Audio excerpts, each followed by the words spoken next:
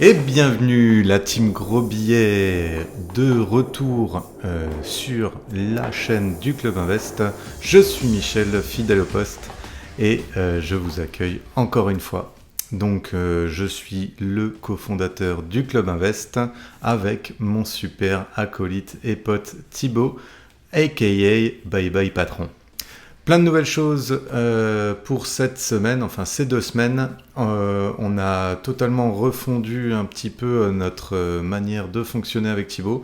Et donc on va dans un premier temps créer une vidéo pour vous offrir un petit cadeau. Donc elle viendra par la suite. Le but, ça sera simplement si vous voulez profiter d'une vidéo où je vous explique un peu tout ce qu'il y a à savoir pour connaître la base vraiment des travaux. Vous aurez juste à nous envoyer votre adresse email et puis je vous enverrai cette vidéo qui est disponible aussi sur la boîte à outils. Et voilà, c'est un petit cadeau qu'on vous fait. Tout ce qu'on vous demande, c'est de mettre votre adresse email. On vous enverra forcément un petit lien. Vous mettez ça et puis on vous l'envoie directement. Ça, c'est la première chose. Donc voilà, ça nous fait plaisir. Et puis, comme ça vous permet de voir à quoi ça ressemble la BAO, c'est quoi un petit peu ces vidéos qui forcément sont un peu plus longues que celle-ci, beaucoup plus de détails et d'explications. Donc voilà, n'hésitez pas et ça va venir très prochainement. Donc ça, c'était la première nouvelle. La deuxième, c'est que pour les membres de la boîte à outils, forcément, on veut toujours en faire plus. Donc, on s'est rendu compte que faire des vidéos, c'est chouette. Faire des vidéos avec des intervenants professionnels, c'est encore mieux. Mais surtout, ce qui est bien, c'est quand vous pouvez parler avec eux directement. Donc, en plus de vous donner leurs coordonnées directement quand vous êtes membre de la boîte à outils, parce que pour chaque vidéo où on a un intervenant, on vous donne ses propres coordonnées où vous pouvez le joindre directement et lui poser vos questions. Mais on s'est dit, tiens, ça serait encore plus intéressant de faire ça en direct. Donc on avait fait ça juste tous les deux avec Thibaut il y a quelques semaines, ça avait super bien marché. Et puis on avait un peu expliqué ce que c'était que le Club Invest, on avait répondu aux questions, c'était super intéressant, on avait bien échangé. Et donc on s'est dit, tiens, on devrait faire aussi un webinaire avec quelqu'un, mais en live. Donc voilà, ça va venir. On s'est rendu compte que le nerf de la guerre, toujours, c'est de chercher du financement. Donc on s'est dit le premier qu'on allait le faire avec un courtier en prêt immobilier. Voilà. Donc ça va être le webinaire qu'on va tenir. On a fait aussi une autre réunion où on a partagé, on a fait des petits groupes et ça c'était encore accessible aux personnes de la boîte à outils.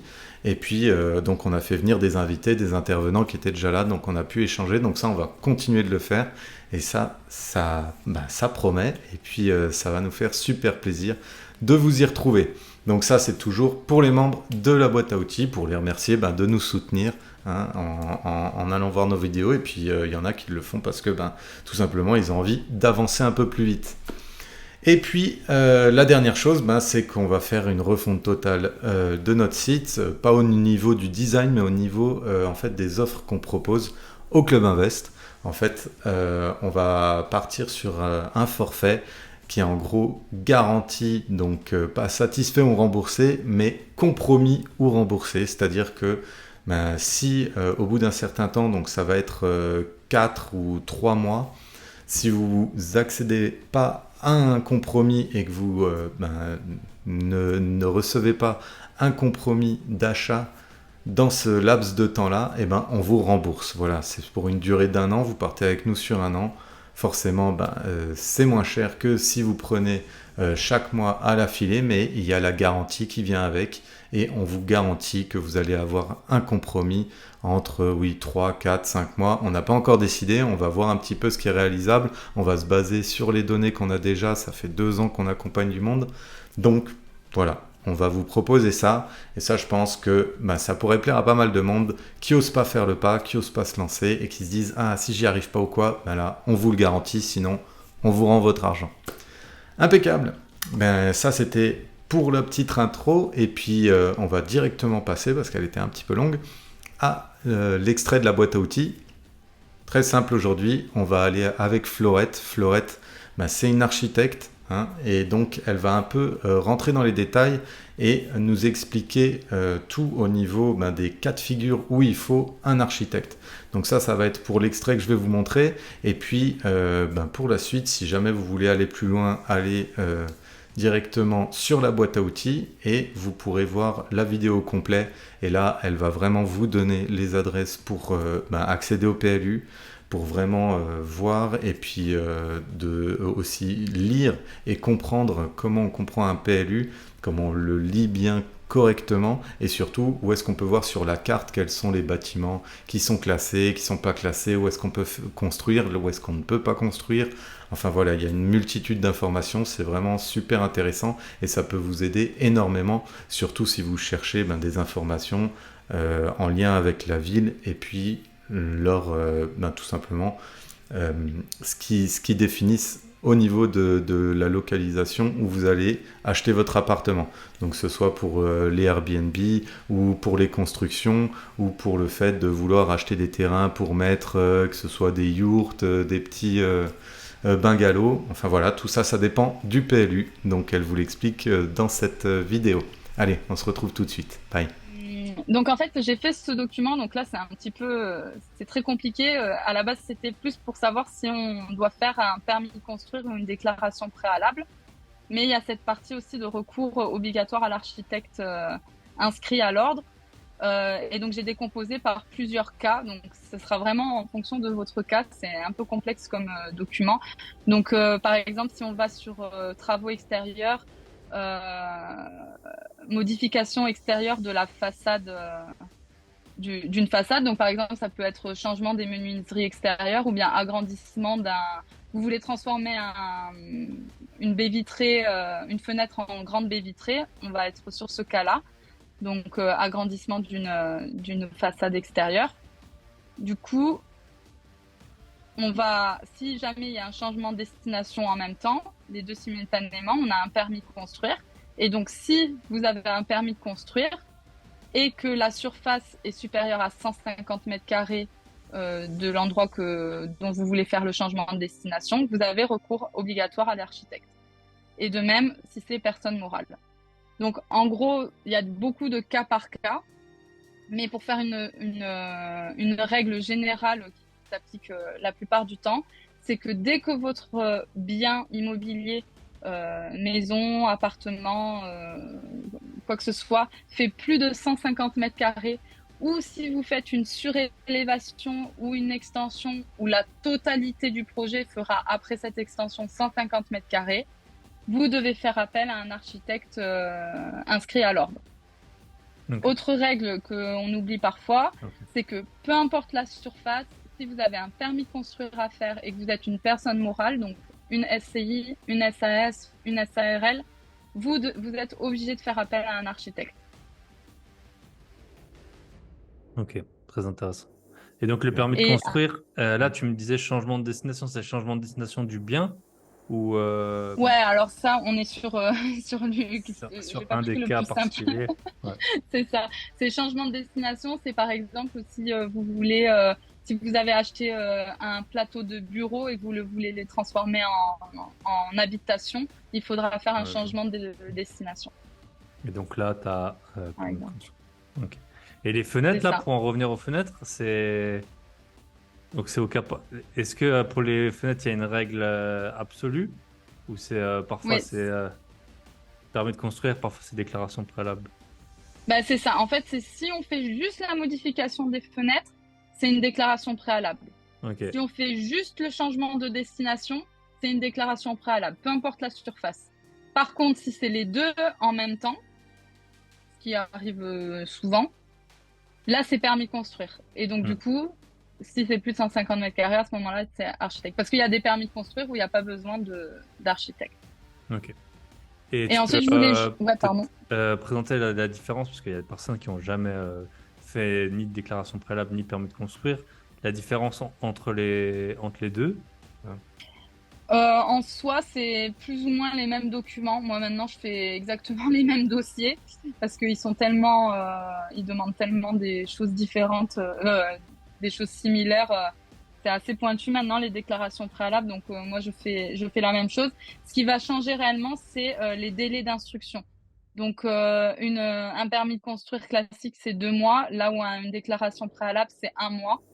Donc c'est quand même intéressant de pas partir sur un permis de construire quand on peut faire qu'une déclaration préalable. Ok. Donc ça, il y a tout dans le document. Je voulais juste faire un petit warning sur la signature de complaisance, ça s'appelle. C'est-à-dire que moi, on me demande souvent, en tant qu'architecte inscrite à l'ordre, on me dit, bah voilà, j'ai fait tout le dossier, il est prêt. T'as juste à mettre ta signature pour que ça passe en permis de construire. Et donc ça, juste pour informer que c'est totalement interdit. Bon, c'est l'architecte qui risque plus que le client, mais voilà, c'est interdit et c'est quand même assez délicat de demander ça à un architecte parce que c'est interdit. Donc moi, je sais que les gens ne sont pas au courant, donc je vais pas m'offusquer, mais ça se fait pas. Il faut vraiment que l'architecte ait fait le dessin de A à Z et ait conçu votre projet pour pouvoir le signer.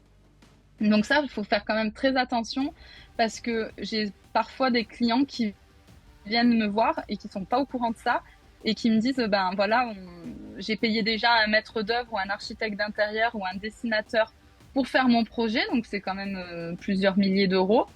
Est-ce que vous pouvez me faire la signature? Moi, je dis non. Je vais devoir tout recommencer. Donc déjà, on perd du temps parce qu'il faut que je recommence tout.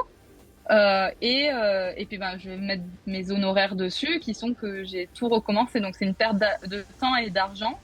Et donc faut faire très attention parce que même certains dessinateurs, c'est pas forcément de la mauvaise foi ou de l'arnaque de la part des dessinateurs ou des maîtres d'œuvre. C'est juste que parfois ils sont même pas eux-mêmes au courant.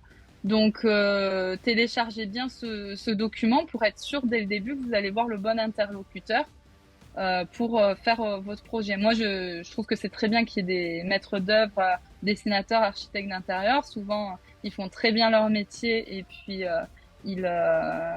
ça peut être parfois un peu moins cher et plus rapide que passer par un architecte. Mais voilà, de faire attention que vous n'ayez pas 2 fois le travail à faire, quoi. Ok. Et les honoraires d'architecte, ils sont libres ou ils sont... Ouais. Ok. C'est totalement libre. Il y a libre concurrence aussi. On a le droit de faire de la publicité. C'est totalement libre. Mais il faut compter, quand il y a le suivi de chantier, il faut compter entre 10 et 15%, je dirais. 15%, c'est un peu élevé, mais 10 et 15% du prix total des travaux. Donc, s'il y a 100 000 euros de travaux, l'architecte va prendre 10%, donc 10 000 euros d'honoraires. Et si c'est que les permis de construire, du coup, c'est un petit peu plus délicat à faire.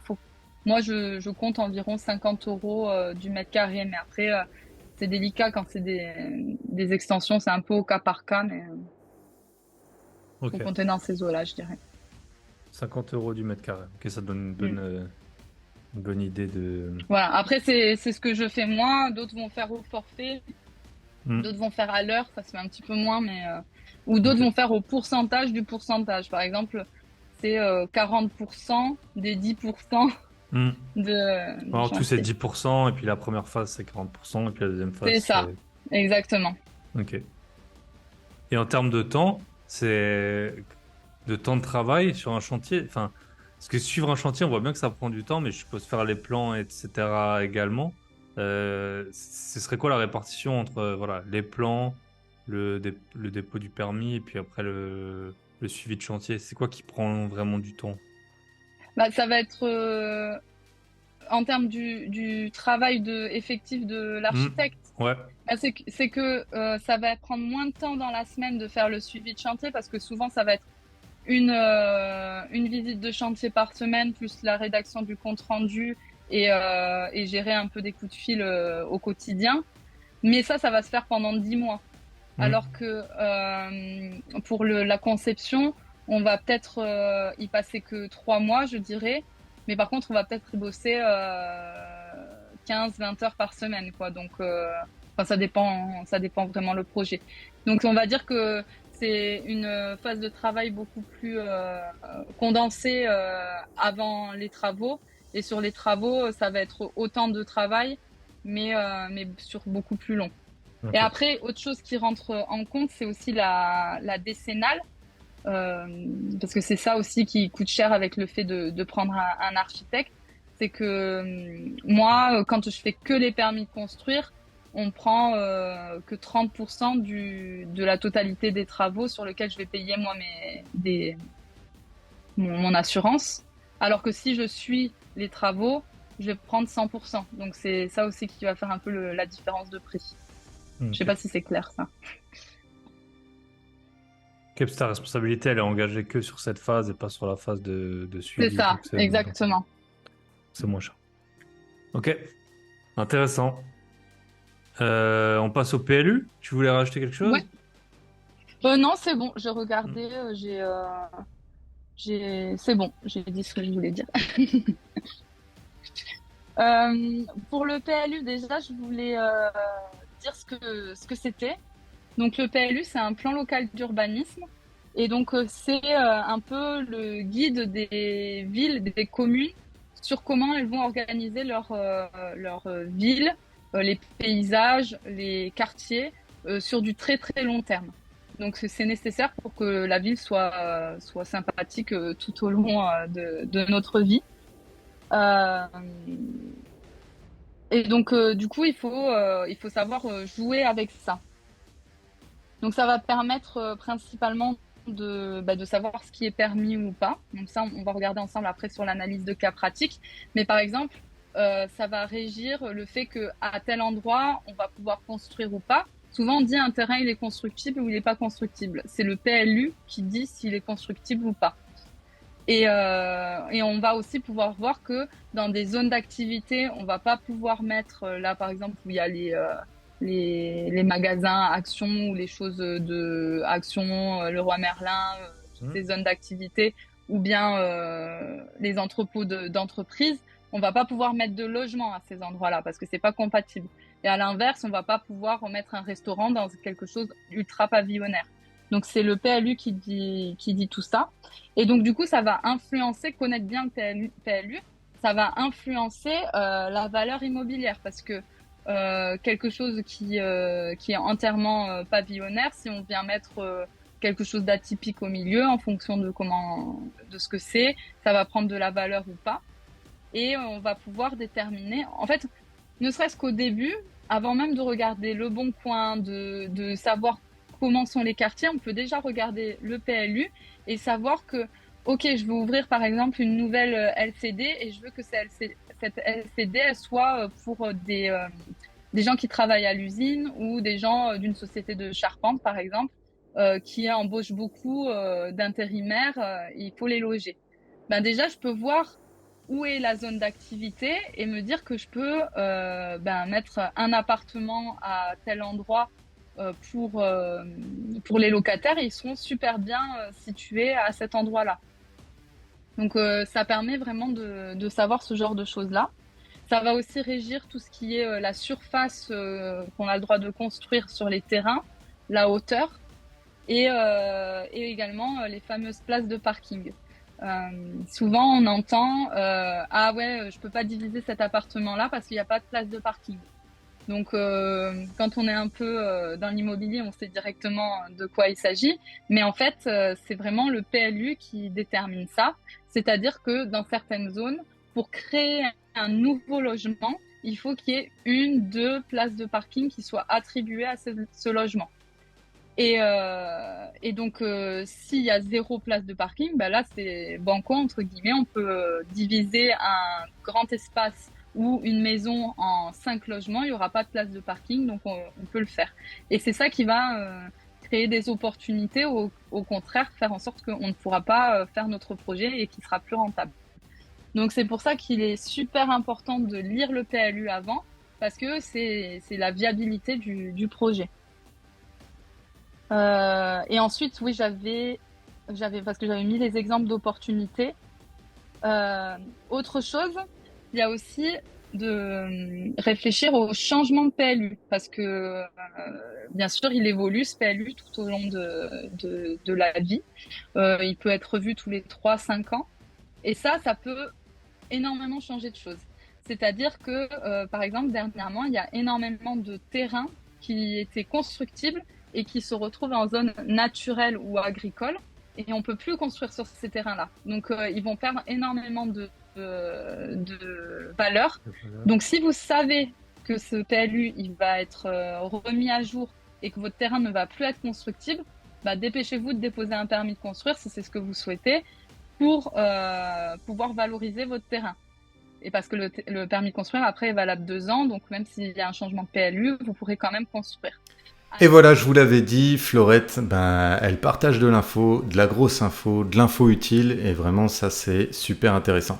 Donc voilà, si vous voulez la vidéo en entier, vous allez sur la boîte à outils, vous pouvez aller sur le site aussi Gros Billet de Thibaut, vous pouvez aller sur le site du Club Invest, il y a aussi un lien qui vous mènera jusqu'à la boîte à outils, et vous pourrez voir cette vidéo ainsi que toutes les autres bien évidemment, et une nouvelle toutes les 2 semaines avec un nouvel intervenant, un nouveau professionnel. Et puis là, vous pourrez avoir accès à toutes ces informations ainsi qu'à leurs contacts et donc ainsi qu'au webinaire qu'on fera directement. Donc le premier, ça sera avec Thibaut qui est courtier en prêt immobilier et qui va vous expliquer un petit peu comment on peut dégoter les meilleurs prêts. Et ça peut être super intéressant. Et vous pourrez lui poser vos questions en direct. On sera là aussi pour l'accompagner. Donc ça va être vraiment très intéressant. N'hésitez pas. Et puis si jamais vous voulez nous écrire, on est toujours dispo avec Thibaut. Vous pouvez nous écrire comme d'habitude. Vous le faites déjà sur nos Insta, que ce soit sur Bye Bye Patron ou sur le Club Invest. Vous pouvez aussi nous envoyer un mail. Vous pouvez aussi nous écrire sur Twitter si vous voulez. Enfin X. Voilà, il y a une multitude de façons de rentrer en contact avec nous et ça nous fera super plaisir de vous répondre. En attendant, je vous dis à dans 2 semaines et puis n'oubliez pas, faites des gros billets. Bye.